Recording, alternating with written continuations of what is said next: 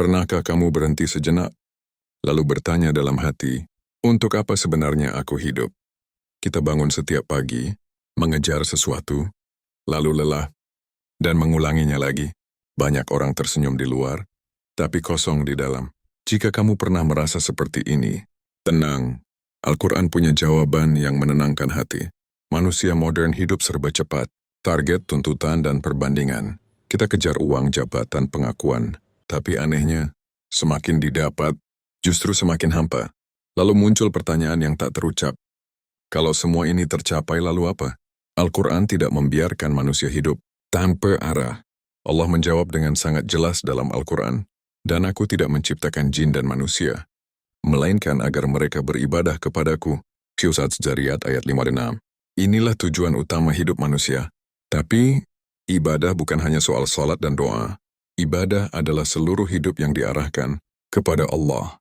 Saat kamu bekerja dengan jujur, itu ibadah. Saat kamu menafkahi keluarga dengan niat, karena Allah, itu ibadah. Saat kamu bersabar dalam ujian, itu ibadah. Hidup tidak dinilai dari seberapa hebat di mata manusia, tapi seberapa ikhlas di hadapan Allah. Inilah yang membuat hidup menjadi tenang dan bermakna. Al-Quran juga menyebut manusia sebagai khalifah di bumi.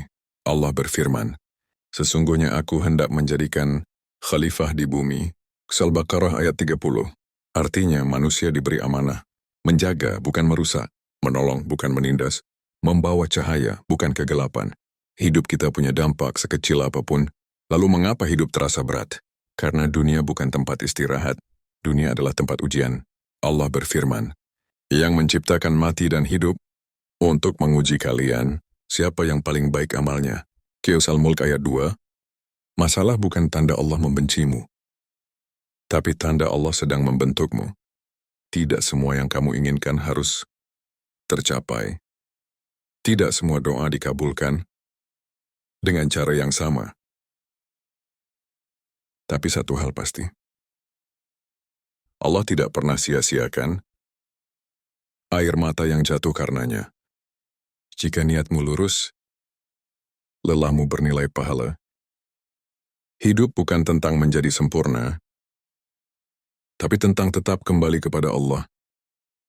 Jadi, untuk apa sebenarnya manusia hidup? Kita hidup untuk mengenal Allah, untuk mengabdi kepadanya, dan akhirnya